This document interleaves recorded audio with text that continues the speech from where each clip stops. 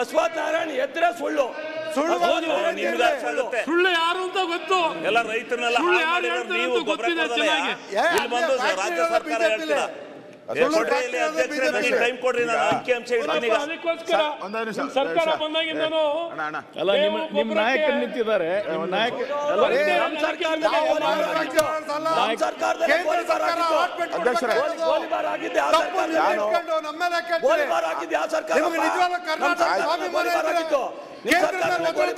ಉತ್ತರ ಕೊಡುವಾಗ ಅಧ್ಯಕ್ಷರೇ ತಮ್ಮ ಸ್ಥಾನದಿಂದ ಇವ್ರಿಗೆ ಮಾತಾಡಕ್ಕೆ ಅನುಮತಿ ಕೊಟ್ಟಿದ್ದೀರಾ, ತಮ್ಮ ಸ್ಥಾನದಿಂದ ಇವ್ರಿಗೆ ಮಾತಾಡಕ್ಕೆ ಅವಕಾಶ ಕೊಟ್ಟಿದ್ದೀರಾ, ಇವರು ಅಶ್ವತ್ಥನಾರಾಯಣ ಅವಕಾಶ ಕೊಟ್ಟಿದ್ದೀರಾ, ಅವ್ರಿಗೆ ನೀವು ಉತ್ತರ ಕೊಡೋಕೆ ಅವಕಾಶ ಕೊಟ್ಟೇ ಕೊಡ್ತೀರಾ, 100% ಕೊಡ್ತೀರಾ. ಅಲ್ಲಿವರೆಗೂ ಕೊಡ್ಲಿ. ಏನೇನು ಮಾಹಿತಿ ಇವ್ರು ಏನೇನು ತಪ್ಪುಗಳು ಹೇಳೋರೋ ತಪ್ಪುಗಳನ್ನ ತಿದ್ದಿ ಹೇಳಕ್ಕೆ ಅವ್ರು ಇರೋದು. ಅವ್ರನ್ನ ಅಲ್ಲಿ ಕೂತಿಸ ತಿದ್ದೇಳಕ್ಕೆ ಹೇಳಿ, ಅದಕ್ಕೇನು ಅಭ್ಯಂತರ ಇಲ್ಲ.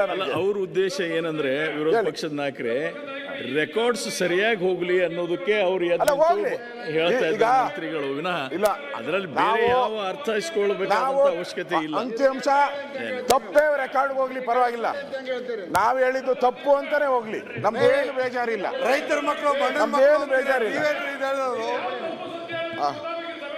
ಆಯ್ತು, ನೀವ್ ಹೇಳೋ ಸತ್ಯ ಹೇಳಿ, ನಾವು ಸುಳ್ಳು ಹೇಳ್ತೀರಿ, ನೀವು ಸತ್ಯ ಹೇಳಿ. ಬಾಲಕೃಷ್ಣ ಅವರೇ,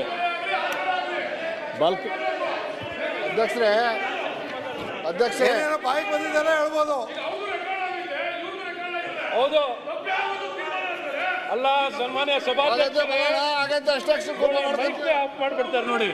ಸಭಾಧ್ಯಕ್ಷರೇ ಇಲ್ಲಿ front line mic off on ಮಾಡಿದ್ರೆ ಮಾತಾಡೋದು. ಮೈಕ್ ಎಲ್ಲ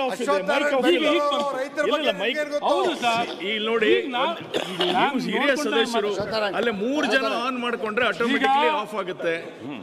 ನಾವು ಇಲ್ಲಿ ಏನೊಂದು ಗೊಬ್ಬರದ ವಿಚಾರದಲ್ಲಿ ಏನ್ ಸಮಸ್ಯೆ ಇರೋದನ್ನ ಸರ್ಕಾರದ ಗಮನಕ್ಕೆ ತರ್ತಾ ಇರುವಂತದ್ದಾಗ್ತಿದೆ.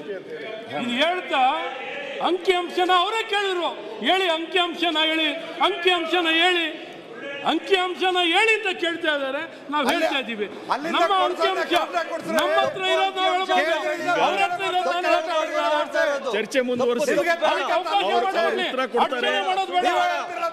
ಕೋರಿಕೆ ಏನು?